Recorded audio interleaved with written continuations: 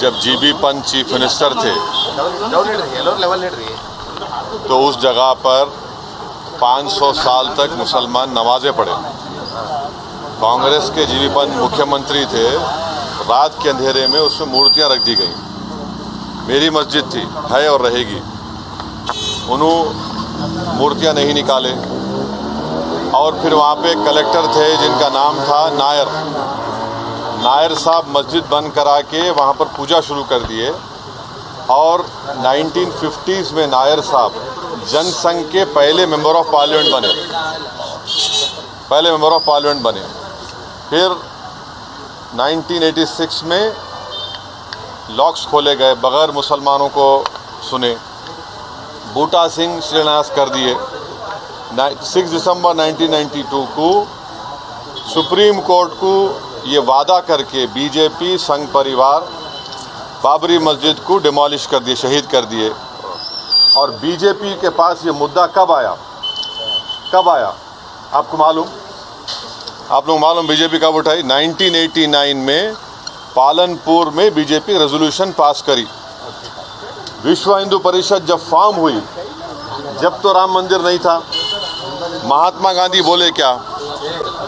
महात्मा गांधी इस बारे में बोले, उन्होंने तो बहुत बड़े, उन्होंने तो हे राम बोल के मारने वाला गोली मारा उनको, गोडसे, उनके ज़बान से ही तो निकला था। वो बोले क्या? नहीं बोले। तो ये पूरा एक सिस्टमेटिक तरीक़े से भारत के मुसलमानों से ये बाबरी मस्जिद को छीन लिया गया। सुप्रीम कोर्ट का यकीनन फ़ैसला है। सुप्रीम कोर्ट हमारे मुल्क की आखिरी एपेक्स कोर्ट है। टाइटल सूट था, तो टाइटल सूट में सुप्रीम कोर्ट ने ये कह दिया कि फेथ की बुनियाद पर हम ये जगह मुसलमानों को नहीं दे सकते। सुप्रीम कोर्ट ये भी कह दिया कि वहाँ पर मंदिर को तोड़कर मस्जिद नहीं बनाई गई। ये सुप्रीम कोर्ट ने कहा उस जजमेंट में। और मैंने सुप्रीम कोर्ट के जजमेंट आने के बाद ये रिएक्शन आपको मीडिया को दिया था कि एक सुप्रीम कोर्ट के रिटायर्ड चीफ जस्टिस थे, उनका नाम जस्टिस जे.एस. वर्मा नाम था। उन्होंने सुप्रीम कोर्ट के बारे में कहा था कि supreme court is supreme but not infallible. ये उन्होंने कहा था, मैं फिर से कह रहा हूँ।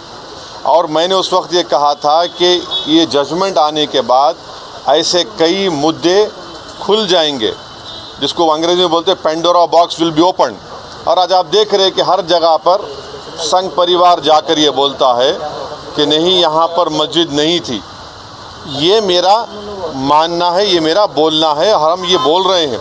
अगर जीबी पंत मूर्तियाँ हटा देते तो क्या आज ये दिन देखना पड़ता हमारे को? अगर 1986 में ताले नहीं खोले जाते तो क्या आज ये दिन आता? क्या अगर 6 दिसंबर को बाबरी मस्जिद डिमोलिशन नहीं होता तो क्या ये दिन देखना पड़ता? ये सवाल है हमारे, इसका जवाब कोई दे ही नहीं रहा है।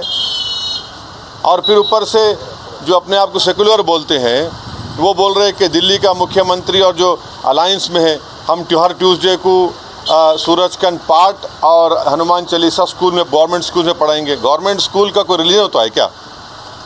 हाँ, अभी तो सबका झगड़ा चल रहा है। क्या झगड़ा है ये? झगड़ा क्या है? अगर मोदी नहीं रहते तो हम भी चले जाते।